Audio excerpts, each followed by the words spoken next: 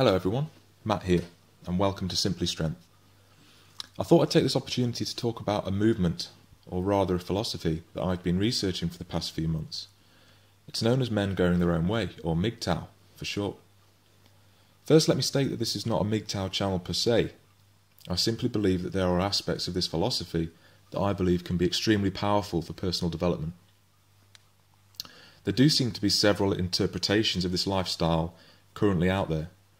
However, I'm going to go through the aspects that I believe can be beneficial for personal development and lifestyle. There will need to be a bit of background on my own relationship history. And I'd like to point out that although there are men that identify as MGTOW who despise women or distrust them and won't engage, I work with many women on a professional basis and have a substantial amount of female friends. So I thought I'd get that out of the way before certain accusations get sent my way, but any of these accusations are untrue.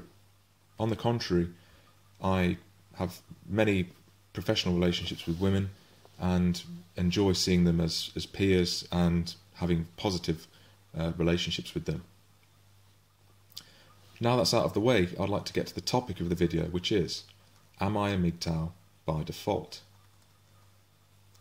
So, a bit of background on my relationship history over the years. I'm currently a man in my mid-20s, and my relationship background probably started in, it's not so much relationship background, but a lack of a background, and this will become clear. So when I was in secondary school, I had a crush, as most people do. And this girl was very attractive. She was probably one of the most attractive girls in the school at the time, in my year. And I was very obsessed.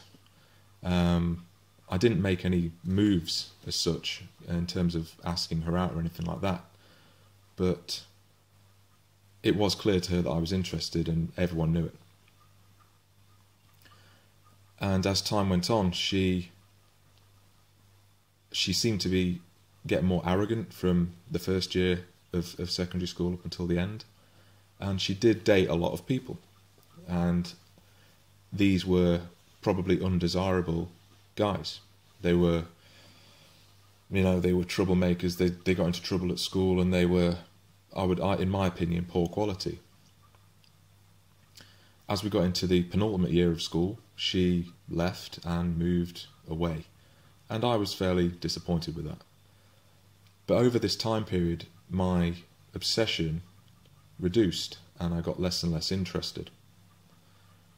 A few years later, in my early 20s, I was reintroduced to her through Facebook, and she sent me a friend request. And it was a revelation. I checked her profile, and she seemed to have aged about 15 years. She looked much older, much thinner, and she was a lot less attractive. And it was hard for me to believe that I'd ever been attracted to her. So that's closure for me, and I'm very happy it turned out that way. And there have been a number of other relationships since that time, almost until the present day, until I actually discovered MGTOW, but that will come later.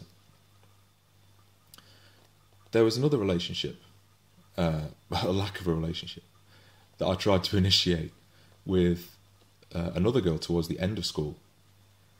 I had been told that this girl was interested in me by a few close friends, and it was revealed that she wasn't actually into me at all, so it was sort of like a joke, which was fine. It didn't bother me. But she proceeded to go out with a friend at the time. He's not a friend anymore, for other reasons. He was arrogant and brash and just a bit of a douchebag. But those qualities, I noticed that those qualities attracted her, and that gave me, I became aware that girls must be attracted to those aspects. The confidence obviously is a huge aspect. But anyway, I forgot all about that, stopped trying in that regard, and moved on. Jumping forward several years, when I was at university, there was a girl in my year who seemed to express an interest, and I was very interested in her as well. She'd always smile at me going in and out of seminars and things. She seemed like she was a well-rounded person. She was attractive. And I thought one day that I would try and, go move things forward and act on these signals. So I waited and actually plucked up the courage to spark off a more extended conversation. And she revealed that, just in our lay conversation about life in general and what she was doing that weekend or whatever, she revealed that, she had a boyfriend. And I didn't actually heed that and still tried to take things forward. And we didn't end up, having an argument or anything like that. She just said that she was flattered, and that was it. Fast forward to the graduation, and she was there obviously with her boyfriend. And I just couldn't, for the life of me, work out why she was interested in that particular guy. And you could say that that was maybe a jealous reaction on my part. But that's just the way I felt at the time. And now I don't really care, but I just couldn't see the interest. He seemed like, for his age, he was a child and was just totally uninteresting as a person. But that's just my perspective, and I am biased, I understand that. Moving forward up to the last couple of potential relationship instances, there was a girl in my weightlifting class at university, and she seemed to have an interest as well. And by this stage, I'm now developing an attitude of disinterest, complete disinterest, or indifference, and I'll come on to that in a second. She was very attractive, and she was interested in, obviously health and fitness and this and that, and she would always be, to my perspective at least, looking at me when we were training. And I'm very laid back, and I find it easy to get on with a lot of people. So I just get chatting and things. But I never moved things forward with this particular girl because I could never gauge if she was interested or not. Some days it would seem like she was interested, and others it was like I'd be invisible. So I was just getting tired of it. So now at this age, I find that most of the women in my age bracket, and I've experimented with online dating and everything else, but most of the girls in my age bracket are not the attractive girls that I like. I like attractive and intelligent girls, which is sort of a rarity, and I understand that. And I've, as I said, tried the online dating thing, and found that most girls in my age bracket have all got kids, either with guys who've been the sort of alpha guys who've moved on, treated them badly or whatever. And I'm not going to be a simp or a beta male provider. I'm just not going to do that. I've already spent most of my professional life working towards building my career. So, after all of this aggro, I decided that from then on I would be completely indifferent to women. I'll engage with them as friends just as I would a guy, forge productive working relationships, and almost carry on, as they say. And I don't see this as being bitter. I just don't like wasting my time or emotional effort.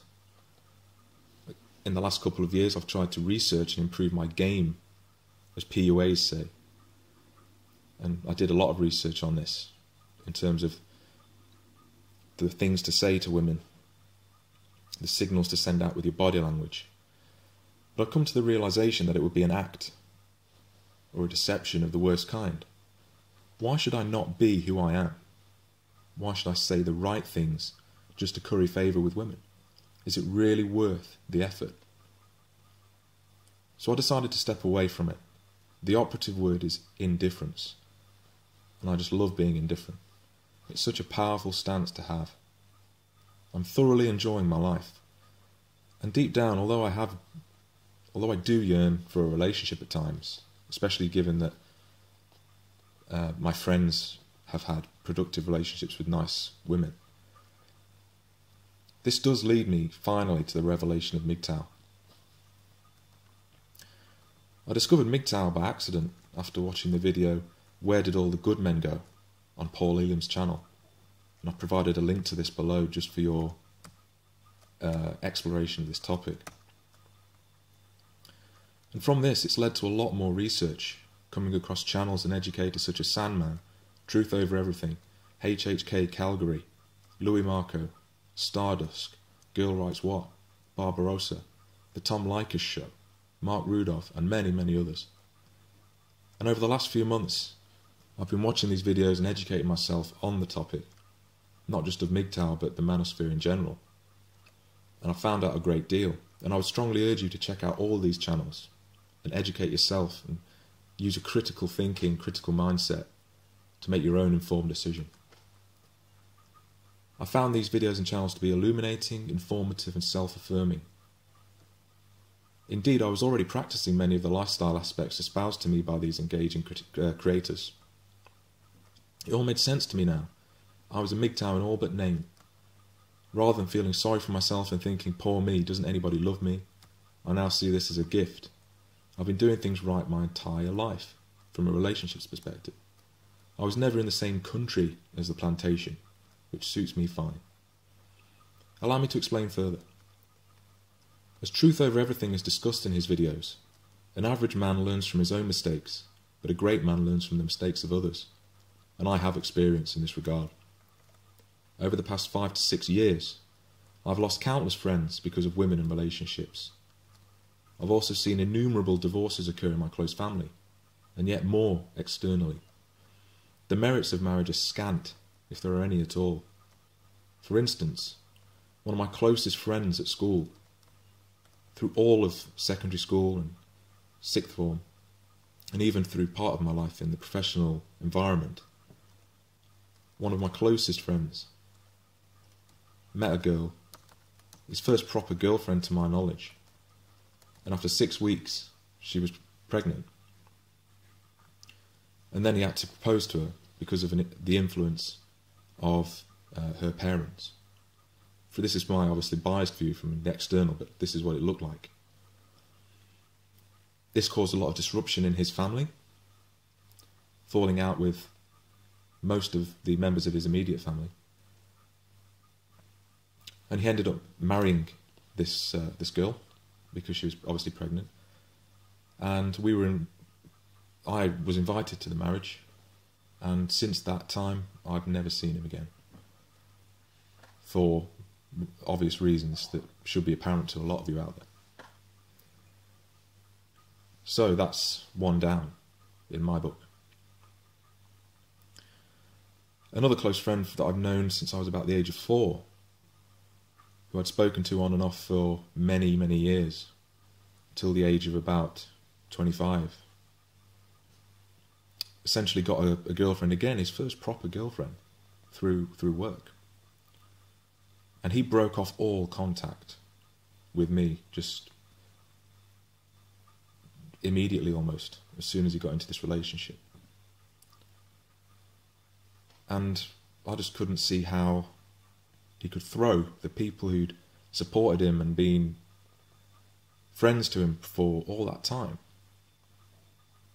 for a girl. And I just could not understand it. And I do now. I really do. Since that relationship started and this contact has been broken off, he's since split up with this girl and has now got back with a few of the friends that he discarded. I've never had an apology, and I won't engage with him until I do get one, but I doubt I'll get one. Because I have principles, and I value friendship. And lastly, another friend that is in that similar circle expressed sympathy with the aforementioned friend, and he is a person that puts pussy on a pedestal over friends. I've known him almost as long as the second friend that I told you about, but it seems that that friendship is always going to come second in his mind to a woman, and for that I've had to disengage with him as well, because I have principles and I value my close friends. So, by being a MGTOW in all but name, by default as it were, I've attracted some questions from family members and girlfriends of my friends. It's distinctly related to this topic. For example, the shaming single men video from Sandman that was totally apt, really summed things up. And I've included a link to this as well. I was around a best friend's house with him, another best friend, and both of their partners. For the record, I get on very well with both of these women and don't have a problem with them at all, they're fine. But Sandman's video is fresh in my mind.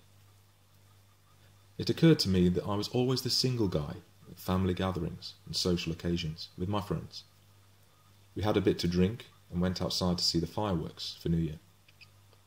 Both of my friends went back inside, leaving me with the two women. They tried to assert that if I didn't get someone, I would be miserable for the rest of my life. The conversation ended with, "You'll find somebody," and all of this. And there'll be MGTOWs out there that can identify with this, I'm sure.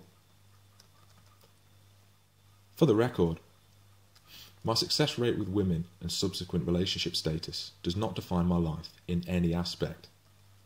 I measure my success on what I do and accomplish, not whether I can raise kids, have a family, or settle down. Again, I reiterate that I am indifferent, apathetic, and nonchalant about it. I'm proud of the fact. I'm not hateful, I'm simply indifferent. Truthfully, most women in my bracket, mid to late 20s, with any degree of attractiveness, have been on the carousel, and most of you will know what this is. Or they have kids in tow. I've known since I was very young that I don't want to get married or have kids. It just isn't who I am. I don't have a problem with kids. I know a lot of friends who have children, and I'm fine with them. It's just not for me. In that regard, I share aspects of Luimarco's philosophy on this, in that I will gladly enter a relationship with the right woman. I just won't cohabit or get married. I like my space and believe that spending every minute of every day with the same person is counterproductive and a drain on resources. If I was in a relationship, I wouldn't be able to read as much, build my career, put together business plans and other ventures, develop my passions and strive towards a successful and rewarding life. I accept that there are always exceptions to this rule. There are always outliers. But in the main, these principles apply. So let me outline the powerful aspects of this lifestyle. Sandman, TruthOverEverything, and others have produced lengthy, detailed discourses on the merits of MGTOW. I've included some pertinent links below for you to check out.